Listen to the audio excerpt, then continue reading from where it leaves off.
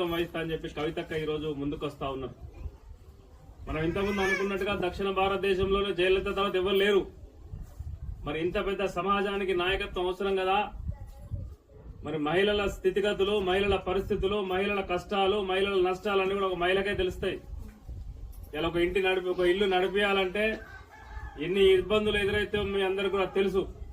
మంచేంది, చెడేంది, భర్త ఒక 5,000 10,000 సంపాదించుకొచ్చి వస్తే పాలోనికి ఏమి ఇవ్వాలి, పని మనుషులకు ఏమి ఇవ్వాలి, ఇంట్లో కిరాణా సామాన్లు ఏం తెచ్చుకోవాలి, పిల్లల సామాన్ ఏం తెచ్చుకోవాలి, పిల్లల చదువుకు ఎట్లా ఉపయోగించుకోవాలి, అదేవిధంగా రోగమో నొప్పి వస్తే హాస్పిటల్కు పోవాలంటే 10 రూపాయలు ఎట్లా దాచిపెట్టుకోవాలి, కొడుకో బిడ్డో ఉంటే వీళ్ళకు లగ్గం ఎట్లా చేయాలి అని చెప్పి రూపాయిని కూడా మీరు కాపాడుకుంటూ వెనకేసుకొని కుటుంబాన్ని ముందుకు తీసుకుపోతా ఉంటారు.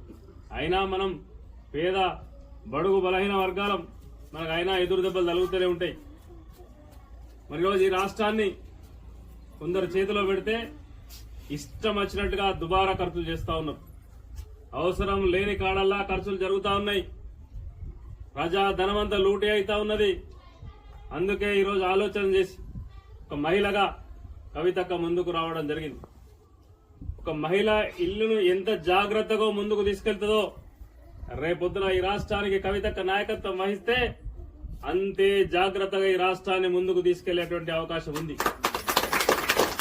దుబారా ఖర్చులు లేకుండా, ఆగమాగం లేకుండా, అడ్డగోలు ఇబ్బందులు లేకుండా ఈ రాష్ట్రాన్ని అన్ని రంగాల్లో ముందుకు తీసుకెళ్లేటువంటి సర్వ సామర్థ్యం, సర్వ శక్తులు ఈరోజు కవితక్క దగ్గర ఉన్నాయి.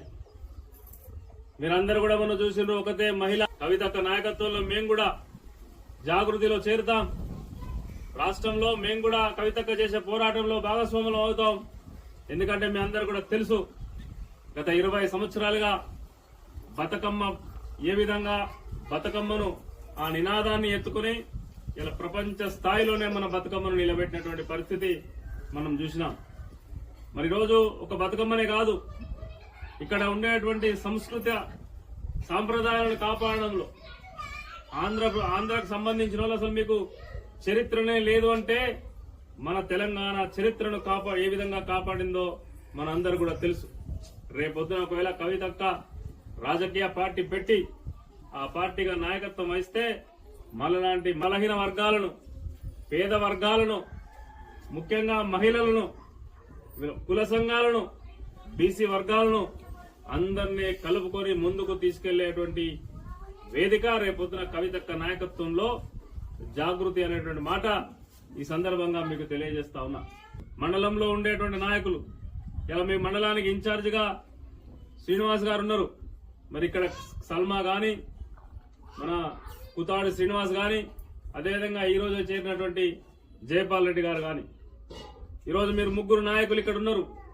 మీరందరూ కూడా ఇదే స్ఫూర్తిని ఇలా ఏ విధంగానైతే కరీంపేటలో ఒక 20 మంది 30 మంది మహిళలు ఈ రోజు మన దగ్గర జాయిన్ అయినరో ఇదే స్ఫూర్తిని రేపొద్దున మీ మండలంలో మిగతా గ్రామాలలో కొనసాగించాల్సిన అవసరం ఉంది.